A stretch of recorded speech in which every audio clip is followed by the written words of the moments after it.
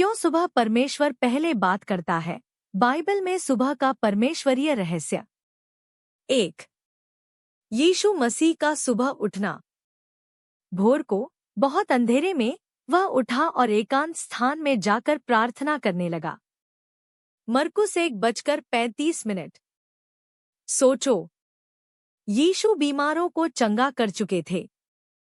हजारों लोग उन्हें खोज रहे थे। फिर भी उन्होंने भीड़ नहीं, भोर को चुना। क्यों? क्योंकि जो सुबह परमेश्वर को देता है, उसका पूरा दिन स्वर्ग नियंत्रित करता है। जिसने सुबह को हथियार बनाया। मैं भोर में उठकर तेरा धन्यवाद करूंगा। भजन संहिता 119:62।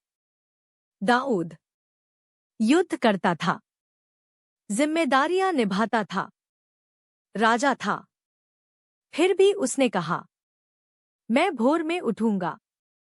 क्योंकि दाऊद जानता था, जो सुबह घुटनों पर झुकता है, वह दिन में कभी हारता नहीं। और सुबह का गुप्त अनुशासन। कैथरीन कुहलमान की सेवकाई में चंगे होना, पवित्र आत्मा की तीव्र उपस्थिति, लोगों का रोना, पश्चाताप, ये सब मंच पर दिखता था, पर बीज सुबह में बोया जाता था। उनकी आत्मिक शिक्षा, संगत विचार। सुबह कोई फोन नहीं, कोई भीड़ नहीं, केवल बाइबल, घुटने और आंसू। वे कहती थी, अगर मैं सुबह पवित्र आत्मा को दुखी कर दूं, तो शाम को मंच पर कुछ भी नहीं होगा।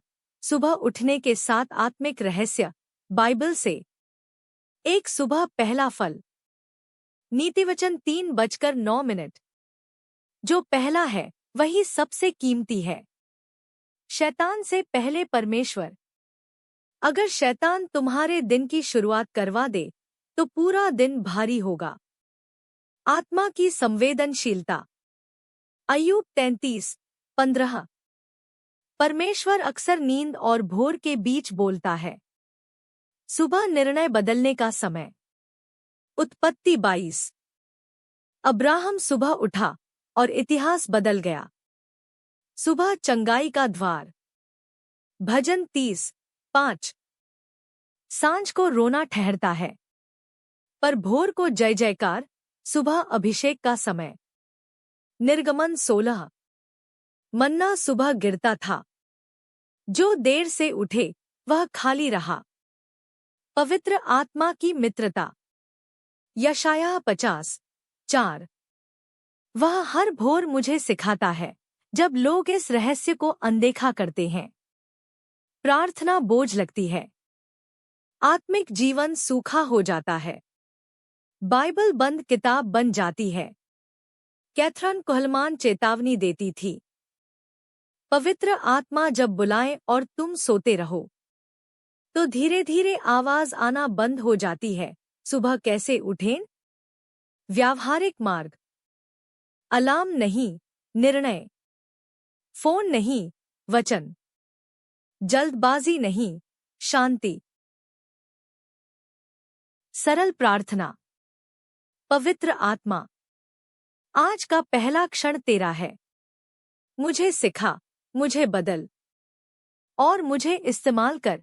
अगर तुम बार बार टूट रहे हो, शांति खो चुके हो, अभिषेक चाहते हो, तो याद रखो, समस्या दिन में नहीं, शुरुआत में है। सुबह उठना केवल आदत नहीं, यह आत्मिक अनुबंध है। जब भोर में परमेश्वर चुप रहता है। अय्यूब की कहानी गहराई से। अय्यूब ने सब कुछ खो दिया, बच्चे, धन, सम्मान, स्वास्थ्य, पर बाइबल कहती है, अय्यूब सुबह सुबह उठकर होमबलि चढ़ाता था। अय्यूब 1:05। ध्यान दो, जवाब नहीं, चंगाई नहीं, स्वर्ग की आवाज नहीं, फिर भी वह सुबह उठता रहा। यह है सच्चा विश्वास, जो उत्तर के लिए नहीं, परमेश्वर के लिए उठता है। आत्मिक सत्य। जब भोर में कुछ महसूस न हो, तभी परमेश्वर सबसे पास होता है। जब भोर में निर्णय बदल जाते हैं। याकूब की रात और सुबह। याकूब पूरी रात कुश्ती करता रहा। उत्पत्ति 32। पर आशीष रात में नहीं, भोर के फूटते ही मिली। सूर्य उसके लिए उदय हुआ। उत्पत्ति 32:31। रात संघर्ष, भोर परिवर्तन। जो लोग भोर से पहले हार मान लेते हैं, वे नाम बदलने की आशीष खो देते हैं। भोर और पवित्र आत्मा का दुख। कैथरीन कुहलमान सिखाती थी, पवित्र आत्मा बहुत कोमल है। अगर तुम उसे अनदेखा करो, वह जोर से नहीं, धीरे धीरे दूर चला जाता है। उनकी आत्मिक आदत। सुबह देर तक मौन, बिना मांगे रोना, बिना बोले सुनना। वे मानती थी, अगर मैंने सुबह पवित्र आत्मा को समय नहीं दिया, तो मैं दिन भर खाली रहूंगी। जब भोर में स्वर्ग के दूत उतरते हैं। मन्ना का रहस्य। निर्गमन 16। जब धूप निकलती, मन्ना गल जाता। जो जल्दी उठा, उसने पाया। जो देर से उठा, वह खाली रहा। मन्ना वचन प्लस सामर्थ प्लस ताजगी। आज भी देर से उठने वाला सूखा, भोर में उठने वाला भरा हुआ। भोर को टालने के 5 खतरे। 1 आत्मा भारी हो जाती है। 2 प्रार्थना रसहीन बनती है। 3 बाइबल बंद लगने लगती है। 4 निर्णय भावनाओं से होते हैं। 5 पवित्र आत्मा की आवाज धीमी पड़ जाती है। आज यदि तुम उसकी आवाज सुनो। इब्रानियों 3:15। कल नहीं लिखा। भोर में बैठने वालों के 6 फल। जो मुझे खोजते हैं, वे मुझे पाते हैं। नीतिवचन 8:17। बिना कारण शांति, बिना डर साहस, बिना संघर्ष दिशा, बिना शब्द समझ, बिना प्रचार प्रभाव, बिना मंच अभिषेक। भोर की एक प्रार्थना, बहुत गहरी। हे पवित्र आत्मा, आज मैं कुछ मांगने नहीं आया, मैं केवल तुझे चुनने आया हूं। अगर तू चुप भी रहे, तो भी मैं यहीं बैठा रहूंगा। यही प्रार्थना लोगों को साधारण से अभिषिक्त बनाती है। सबसे खतरनाक बात यह नहीं कि परमेश्वर बोलता नहीं, बल्कि यह है कि वह बोलकर भी हम सुनते नहीं। और वह सबसे पहले भोर में बोलता है। भोर के आंसू क्यों अनमोल है?